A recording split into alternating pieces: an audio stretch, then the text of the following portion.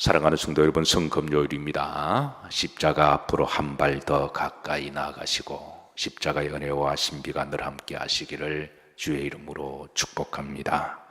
자, 우리가 지난번 말씀에 시편 91편 14절 말씀을 우리가 기억하고 좀 가슴에 새기자 그랬는데요. 따라서 하십니다. 하나님이 이르시되 그가 나를 뭐한 적 사랑한 적 내가 그를 뭐하리라 건지리라. 그가 내 이름을 뭐한 적 안적 내가 저를 뭐하리라 높이리라 존귀하게 하리라. 여러분, 이 축복의 말씀을 늘 기억하시고 또 이 말씀대로 살아가시기를 주의 이름으로 축복합니다. 하나님의 이름을 안다라고 하는 것은 하나님의 속성을 안다고 하는 것을 이야기하죠. 하나님이 어떤 분이신가 그걸 안다고 하는 것을 의미합니다. 원문에는 하나님의 이름들이라고 되어 있죠. 그리고 저가 나를 안적 그랬습니다. 안다고 하는 것은 지식과 또 지식을 넘어서 체험적으로 경험적으로 아는 걸 이야기하죠. 우리가 하나님의 이름을 지식적으로 아는 것도 복이 되고 또 체험적으로 아는 것은 더 은혜가 되리라고 믿습니다. 하나님의 이름 안에는 위로가 있습니다. 하나님의 이름 안에는 힘이 있습니다. 하나님의 이름 안에는 구원이 있습니다. 오늘 이 새벽에도 하나님의 이름 속에 감추어 두신 하나님의 속성을 다시 한번 깊이 음미하시고 감사하시고 그 이름을 부르시는 여러분의 복된 입술이 되시기를 주의 이름으로 축복합니다. 자, 지난번에 우리가 하나님의 이름들에 대해서 간단하게 다시 한번 기억하는 의미에서 함께 한 10가지를 살폈어요. 자, 10가지. 오늘은 이제 11번째 하나님의 이름의 속성 중에 임마누엘이라고 하는 뜻이 있죠. 이거는 워낙 유명한 말이어서 잘 아시죠? 따라서 하십니다. 하나님이 나와 함께 계신다. 이게 이사야 7장 14절인데요. 다 같이 합독하시죠. 그러므로 주께서 친히 징조를 너희에게 주실 것이라. 보라, 처녀가 잉태하여 아들을 낳을 것이요 그의 이름을 임마누엘이라 하리라. 자, 임마누엘이라 하리라. 이 말씀은 하나님이 내가 때가 되면 너희에게 내려간다. 내려가서 내가 너희와 함께 있고 그리고 너희들을 구원한다 라고 하는 예언적인 말씀이죠. 자, 하나님은 내가 너와 함께 하리라. 이 말씀을 이제 성경에 많이 말씀을 하셨습니다. 대표적으로 모세에게 하나님이 가라, 내가 너와 함께 하리라. 이 말씀을 여러 번 하셨거든요. 이 외에도 이제 계속 말씀을 하셨습니다.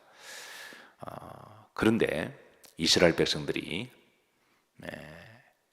하나님을 자꾸 좀 보여달라라고 그렇게 요구를 하죠. 내가 너와 함께 한다. 이 말씀은 사실은 이 두 가지 의미를 담고 있는데요. 하나님이 영이시니까 내가 너희들과 영으로 함께 한다.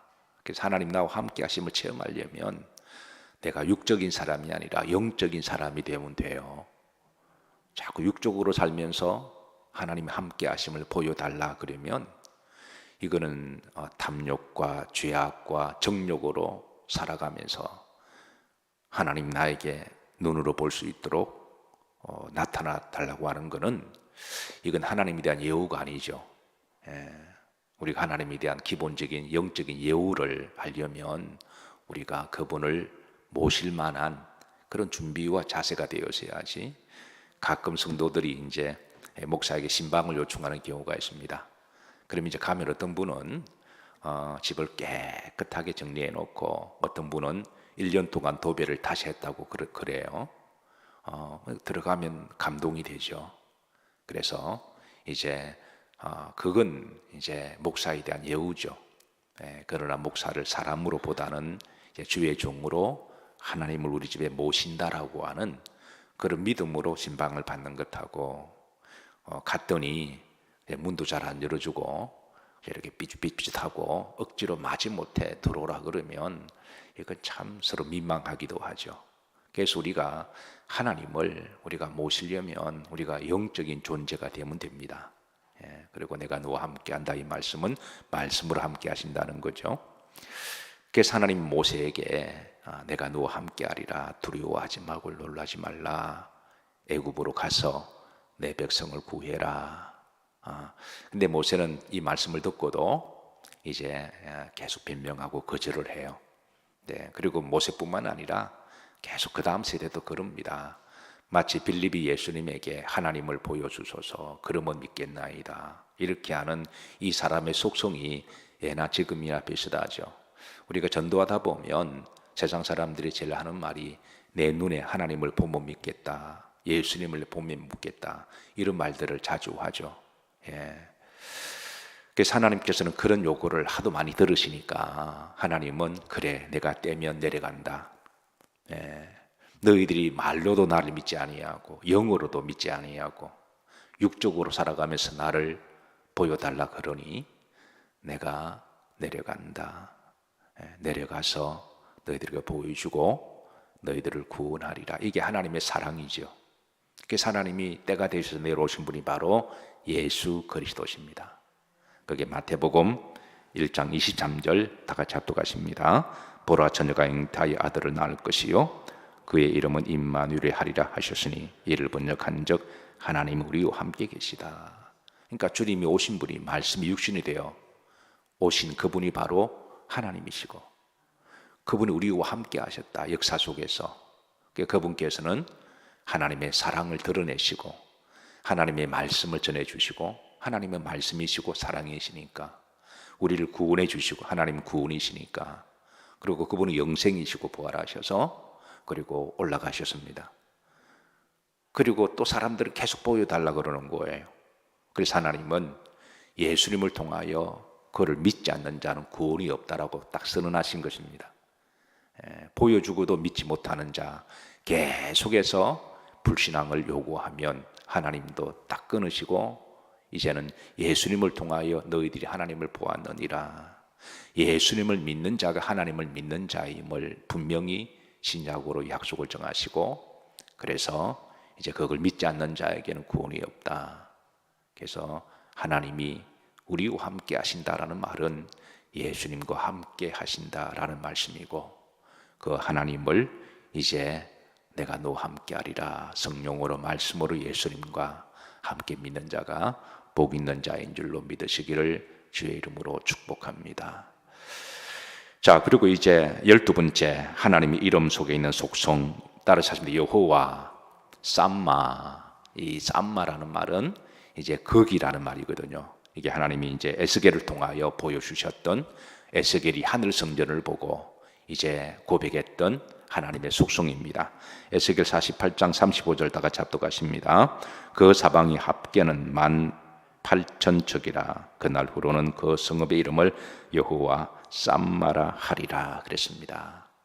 하나님이 사도 요한에게 하늘 계시를 보여주셨던, 에스겔에게 하늘을 보여주시고 거기에서 놀라운 광경을 봤습니다. 그 광경을 바라보고 하나님이 바로 그곳에 하나님의 장막에 계시는 거구나.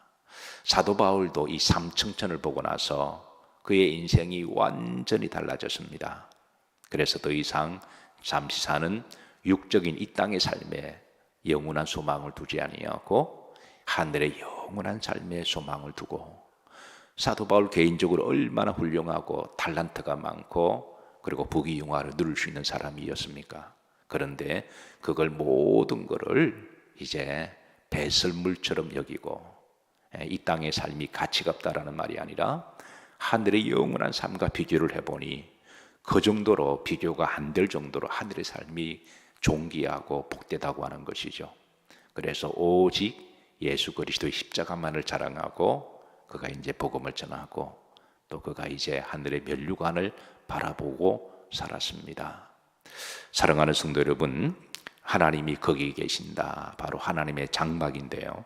그래서 사도 요한도 이 하늘의 천상 계시를 보고 그가 이렇게 고백하는데 놀랍도록 동일합니다.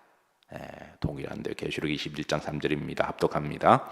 내가 들으니 보좌에서 큰 음성이 나수르되 보라, 하나님의 장막이 사람들과 함께 있음에 하나님이 그들과 함께 계시리니 그들은 하나님의 백성이 되고 하나님이 친히 그들과 함께 계셔서 보라 내가 하늘에 장막을 본 하나님이 그곳에 계시고, 그러니까 하나님 자체가 하나님의 장막입니다. 그러니까 이 말은 물질적으로, 물리적으로, 공간적으로 오해하면 안 돼요. 하늘에 장막이 있고 그 안에 하나님 안에 계신다라는 말이 아니라, 그럼 하나님은 그 공간에 또 갇혀 지내는 분이시잖아요. 그러니까 하늘 성전 전체가 다 하나님의 장막입니다. 그러니까 하나님이 그의 장막이고 또 장막이 하나님의 전체가 되는 거죠. 그래서 하나님 안에 누가 있다? 하나님의 백성들이 있다. 하나님 안에 누가 있다? 따라서 하십니다. 제가 있습니다. 옆으로 보시면서 저 사람도 있군요. 여러분의 사랑하는 가족들도 있으시기를 축복합니다. 여러분이 사랑하시는 가족들 정말 사랑하신다면 이 복음을 전해야 되죠. 어쨌든 잘 섬기시고 평소에 잘 하셔서 그 영혼을, 가족들을 꼭 구원시키시기를 주의 이름으로 축복합니다. 자, 여호와 13번째입니다. 따라서 여호와 샬롬. 우리가 너무 좋아하는, 너무 사랑하는 하나님의 속성이죠.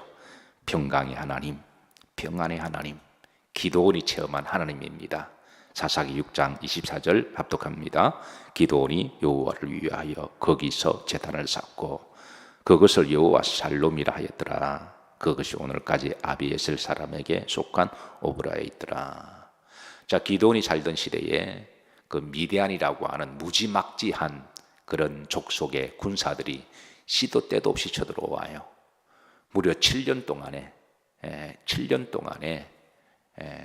쳐들어와서 이제 전쟁으로 온 나라를 불바다 만들고, 그리고 모든 곡식을 약탈해 가고, 젊은 사람들은 거의, 병사들은 거의 얼반 죽이거나 죽여버리거나 잡아 노예로 가고, 여자와 아이들은 성노예로 잡혀가고, 이런 시대가 기도원이 살던 시대였어요. 그것도 7년 동안에 계속 이런 일이자 가랑비에 옷 젖는다고. 이스라엘 백성들은 이 미디안 족속만 보면 그저 이렇게 오줌을 지릴 정도로, 옛날에 유럽의 몽골 제국이 쳐들어오면 소위 말하는 몽골 제국을 향하여 지옥의 사자라고 불렀잖아요. 얼마나 잔혹하게 했든지. 그래서 유럽에서 아이들에게 몽골이 쳐들어온다 그러면 애들이 울음을 딱 그칠 정도로, 그 정도로 무시무시한 침략군처럼 미디안이 그렇게 7년 동안에 그렇게 하니까, 이래 젊은 10대부터 그렇게 트라우마를 받다 보니까 기도원이 불안과 두려움 속에 잠을 자지 못해요. 심지어 타작을 할 때는, 타작은 밖에서 해야 되는 게 맞죠. 타작하면 먼지도 나고 뭐 이렇게 그렇게 뭐 불악이 날리니까. 근데 그런 밀틀에 창고에 숨어서 몰래 타작해서 그렇게 할 정도로 두려웠고 소심했고 무서웠던 기도원에게 하나님은 나타나셔서 평안할지어다 그렇게 하신 거죠. 여러분, 얼마나 위로가 될까요? 평안할지어다. 어떤 분이 수술을 받는데 너무 두려우니까, 너무 두렵고 무서우니까, 그런데 그 의사분이 믿는 분이셨어요. 그래서 오셔서 이렇게 하나님이 함께 하십니다, 기도를 해주더라는 거죠. 그게 얼마나 위로가 되었는지. 아마 그 기도는 목사의 기도와 또 다른 위로가 될 거예요.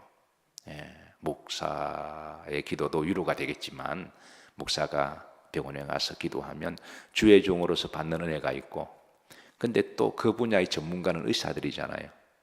또 의사가 그렇게 하는 거는 이분이 나를 위해서 최선을 다해서 의술로 나를 치료하겠다라고 하는 그런 위로함이 또 있죠.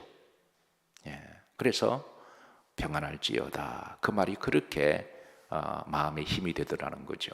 하나님이 무수워 떨고 있는 기도원에게 두려워하지 마라, 평안할지어다, 평안해라.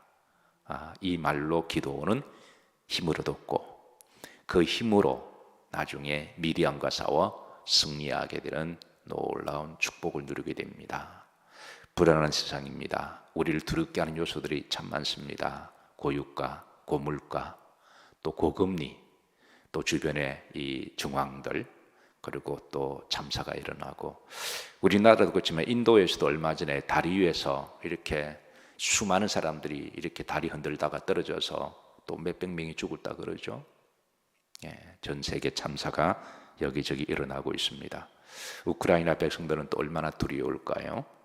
또 북한은 계속 또 미사일을 쏘아대고 불안하고 두려움 있는 시대에 우리는 각자 평안을 도생하는 법을 배워야 돼요. 불안하고 두려운 시대 앞으로도 계속 있을 겁니다. 앞으로 이제 인류의 죄악과 탐욕으로 생태계는 더 파괴되고 자연이 드디어 이제 복수를 하기 시작했습니다. 자연도 신년이 필요한데 인간들이 워낙 무지막지하게 훼손해 놓으니까 이 자연들이 이제 인간에게 보복하기 시작했어요. 앞으로 더 많은 자연재해들이 있을 것인데 이런 시대에 이제는 각자 평안하는 법을 발견해야 됩니다. 이게 이제 다른 길은 없어요. 각자 평안하는 법을 발견하시고 그 평안은 따라자신 하나님 안에 있습니다. 여호와 안에 기도 안에 있을 때 하나님이 평안의 복을 주십니다. 여러분 평안하시기를, 오늘도 평안하시기를, 오늘도 샬롬 하시기를, 오늘도 여러분의 가정에 샬롬이 있으시기를, 오늘도 여러분의 사랑하는 가족들 마음속에 샬롬이 있으시기를, 오늘도 이 땅에 세우신 교회들 안에 샬롬이 있으시기를, 오늘도 우리 영열교회 안에 샬롬이 있으시기를, 오늘도 여러분의 일터 가운데 샬롬이 있으시기를 주의 이름으로 축복합니다. 자, 14번째 이 말씀만 좀 살피고 마치도록 합니다. 우리가 잘 아는 말씀이죠. 여호와 라파. 라파는 하나님은 나를 치유하시는 하나님이시다. 출애굽기 15장 26절. 자, 다 같이 한번 합독하십니다. 이르시되 너희가 너희 하나님 나 여호와의 말을 들어 순종하고 내가 보기에 의를 행하며 내 계명의 귀를 기울이며 내 모든 규례를 지키면 내가 애굽 사람에게 내린 모든 질병 중 하나도 너희에게 내리지 아니하리니 나는 너희를 치료하는 여호와임이라 그랬습니다. 나는 너희를 치료하는 여호와임이니라. 여기 하나님의 치유는 단순하게 육적인 치유만을 의미하지 않습니다. 하나님의 치유는 전인격적인 치유를 담고 있습니다. 육체적인 것, 또 정신적인 것, 그리고 영적인 그런 건강을 의미하죠. 우리는 이 세 가지가 건강해야 우리가 참다운 건강을 누릴 수가 있죠. 육체적으로는 건강한데 정신이 병들면, 또 정신적으로는 건강한데 영이 병들면 이거는 또 다른 아픔과 고통이죠. 그래서 우리가 육신도 건강하고 그리고 정신도 건강하고 정신도 맑은 영성과 또 영적으로도 믿음도 건강할 때, 그때 이제 우리가 참다운 복을 누리고 살아가게 되는 줄로 믿으시기를 바랍니다. 나는 너희를 뭐하는? 치료하는. 근데 누구에게 치유하냐면 초반절에 보시면 나 여호와의 말을 들어 뭐하고? 순종하고 나 보기에 너희가 의를 행하고 그리고 내 계명에 뭐를 기다리면 귀를 기울이고 그렇게 믿음으로 살면 그런 살아가는 과정 속에 하나님 우리를 치유하신다라는 거예요. 사랑하는 자여 내 영혼이 잘됨과 같이 범사에 잘되고 강건하시기를, 오늘도 여러분 건강한 하루가 되시기를, 여러분의 삶과 인격에도 또 여러분 하시는 일에도 건강하시기를 주의 이름으로 축복합니다.